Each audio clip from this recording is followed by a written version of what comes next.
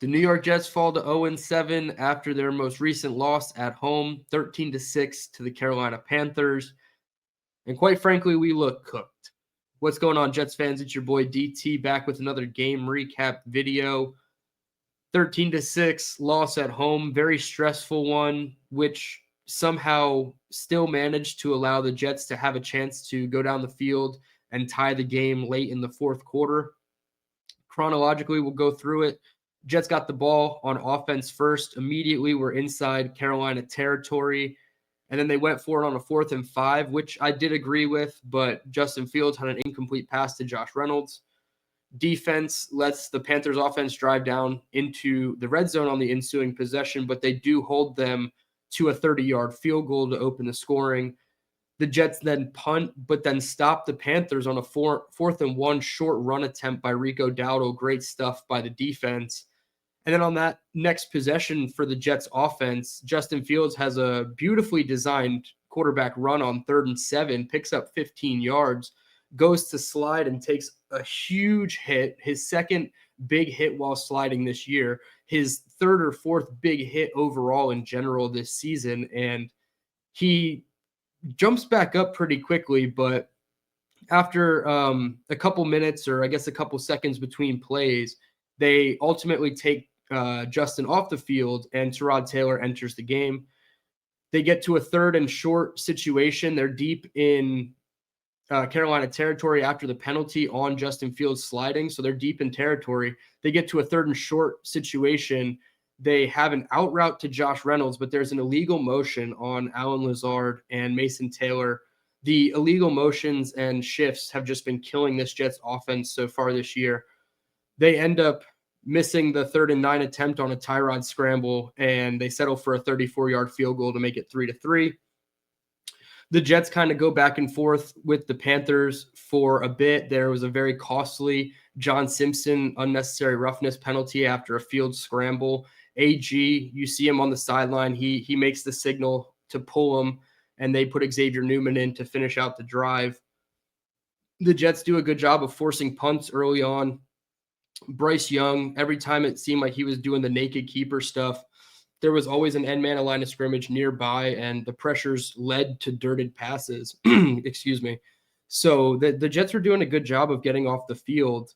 And then, come the end of halftime, the Jets allow Carolina to go down the field, 3rd and 14. They pick up a shallow cross. They get 11 yards, so they go for it on 4th and 3. The Panthers, by the way, 3 of 4 on 4th down. Talk about aggressiveness for the right reasons. They make the 4th and 3 easy pass to Tedero McMillan.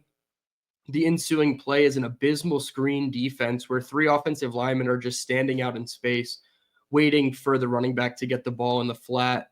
Easy gets down into the Jets 10 or Jets 5-yard line even, and then they do a scramble drill touchdown. And that was the first and only touchdown of this football game. So the Jets had every opportunity to come back. They had 3 timeouts with a minute left in the first half, and their plays in sequence were a 1-yard run to Breece Hall where he bangs his knee and has to leave immediately to go to the locker room for the half. He would return later in the 3rd quarter. Then they had a short gain on a scramble, a sack, 3rd and 10 with 24 seconds left. They actually go empty, and they hit Isaiah Davis for a 1st down catch and run, a batted pass at the line of scrimmage, a big sack to get out of field goal range, and on 3rd and long with about 9 or 8 seconds left on the clock, Aaron Glenn decides to play coward football and take it into the half. He doesn't call his last timeout to at least attempt a Hail Mary. Obviously, you're out of field goal range after you take the big sack, but you got to try a Hail Mary, man. Like, this is such scared football. It's such an unserious team. Like, that's exactly what I put in my notes at halftime. Just a very unserious team if you're not even going to try for a field goal or a long pass attempt or a Hail Mary try at the end of the first half. Justin Fields has to show us something, even if it does get intercepted. Even if it got intercepted in return for a touchdown, it wouldn't matter. Just try. Like, you're going down without a fight. Fields ends with 25 net passing yards in the first half. So the 6 quarters, 4 from last game and the 2 from this game, Fields had 15 net passing yards. So just abysmal football from him. ESPN Analytics gave the Jets a 27% chance to win the game at halftime.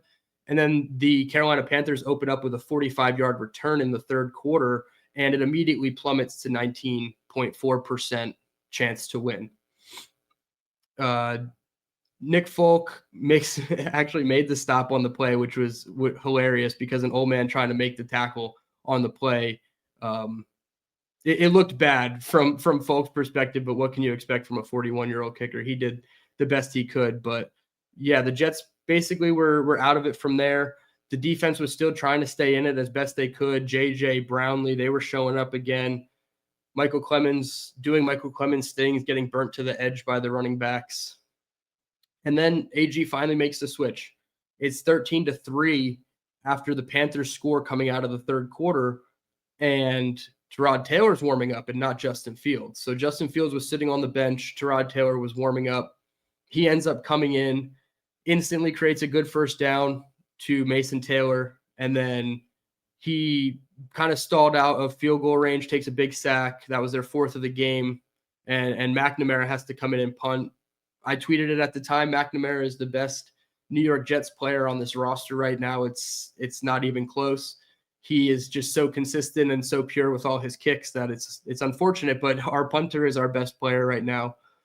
And I wrote immediately in my notes, you're rooting for a defensive touchdown. This is shades of Zach Wilson, where we don't know what the hell we're doing on offense, and the defense is, doing their job for the most part.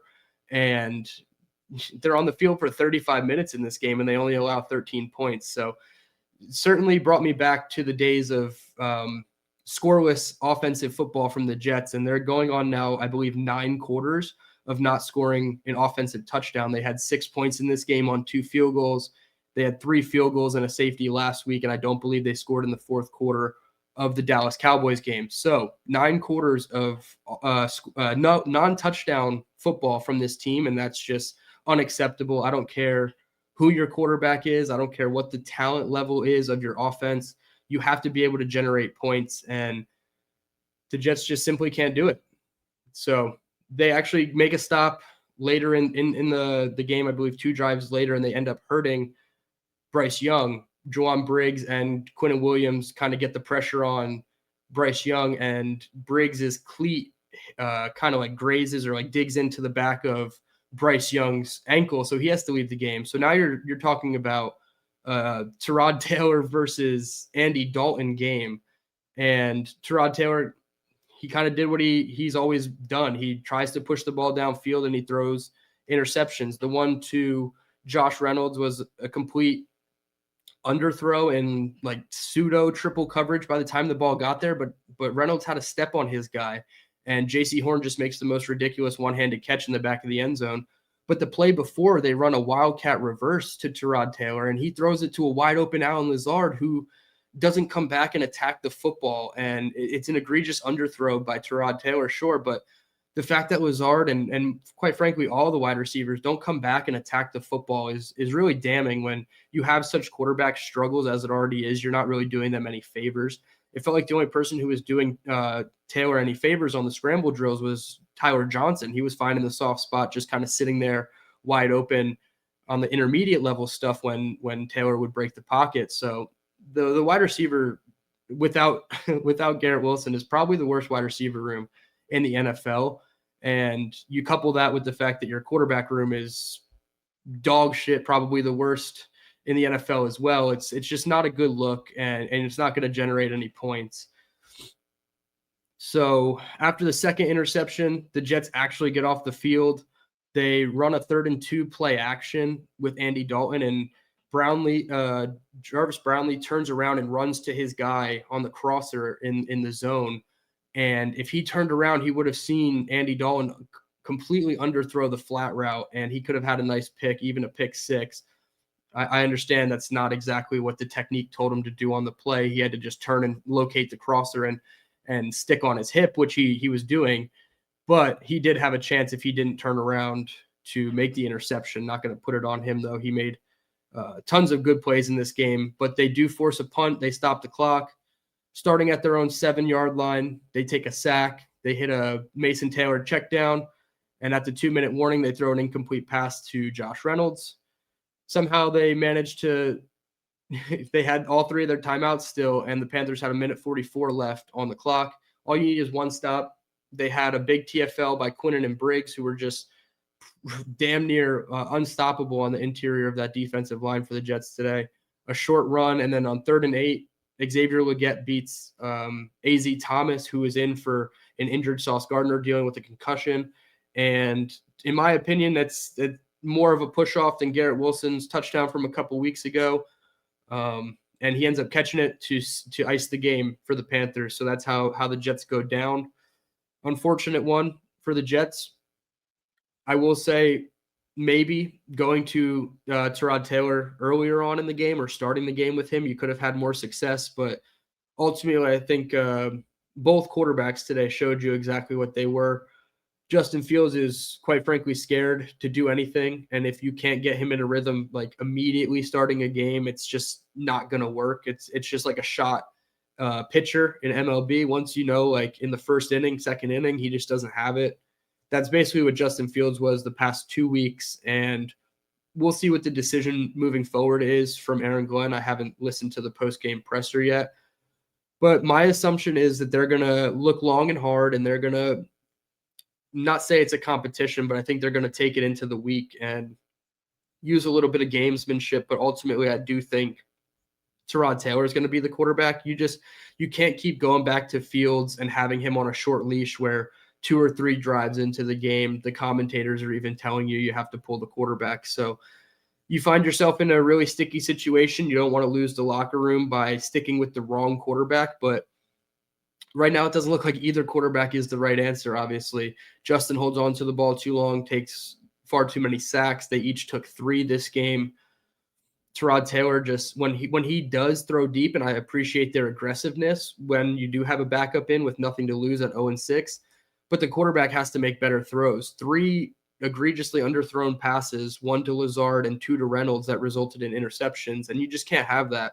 If you're going to push the ball down the field, at least put it on the opposite shoulder for the receiver, away from the defender, and help your guy out a little bit. But again, these receivers, not very good, and with no Garrett Wilson, nobody is really going to give you a chance. Contested catch-wise, being aggressive to the football wise, just, those things are completely missing from our wide receiver room as it stands. The defense, for the most part, held up. Like I said, they only allowed 1 touchdown, back-to-back weeks of only allowing 13 points. And unfortunately, they only needed to allow 5 today. That's what would have got them the win, which is just unfortunate because I like seeing them turn it around. I hate seeing, the defense do everything they can and the offense just repeatedly get, 3 and out or immediate turnovers, like the first down interception by Tyrod Taylor. It was a one-on-one situation, Josh Reynolds and J.C. Horn, and he just shorted it to him. And J.C. Horn had the easiest ability to intercept that pass there. So you can't keep your defense on the field over and over again and expect them to hold up. Jets' longest drive this game looks like 7 plays, 10 plays was their longest drive, and it ended in the interception by Taylor on the deep ball in the end zone. So you really got to start establishing drives. In the fourth quarter, they put together a 9-play field goal drive, but it's not enough. You have to be able to turn field goals into touchdowns. I understand they went for it on 4th and 5 earlier, and they were in field goal range, so you could say it would be 13-9, but still you need a touchdown, and touchdowns are what's ultimately going to win you the game in the NFL. And I'm not going to say we let one slip, but when you're in a situation where the game is this close and the smallest details matter, you can't have 2 boneheaded turnovers. You have to probably make the switch to the backup quarterback a little bit earlier. Unfortunately, maybe Fields could have got something going. That 3rd and 7 quarterback design run was a really nice play design by Engstrand and good execution by the blockers and Justin Fields. But when he slides and takes that egregious hit, you obviously go back to the concussion he took. And if he just doesn't have it, he doesn't have it. So you couple that with the hit, it was an easy decision to pull him. But maybe if you started with Tyrod Taylor in this game, it would have made a bit of a difference. It's hard to tell. I think both of these quarterbacks showed you who they really are. I guess one positive from a coaching perspective is Aaron Glenn won his 2 challenges. I think that's kind of cool. Normally, coaches don't really win challenges, so to win both your challenges, and they're actually his first challenges of the season, I think that's pretty cool. Not taking any moral victories, but I think it's something to point out because challenges are something that normally the teams get wrong, and I feel like he did a good job there. It was one to convert a first down and one that stopped them short of converting a first down on defense. So it was a good job by him. Really, the only positive from the coaching that I can take away, because the end of the first half stuff is just got to stop. If you're going to play that scared, you have to know that you're going to make this switch to Taylor. And when Fields came out, Taylor did okay. So like you just gotta stick with him in that second quarter, I think, and not let Fields come back in. I understand he cleared the concussion protocol, but it was just ugly from Fields. 6 of 12 for 46 yards.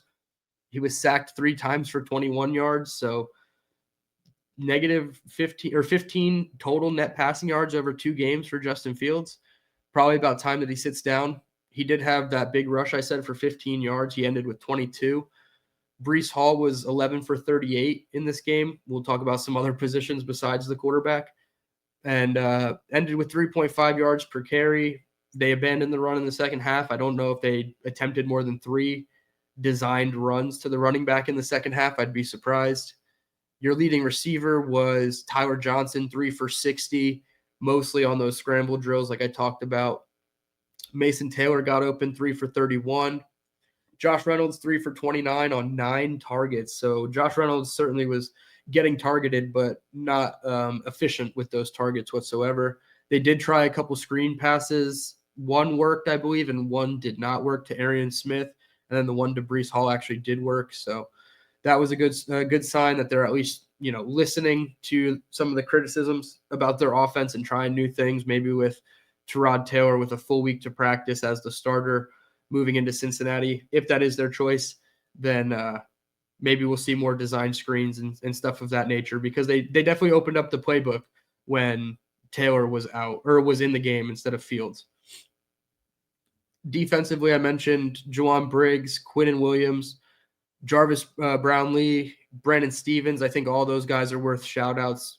Jamian Sherwood had a big sack, a couple passes defensed at the line of scrimmage.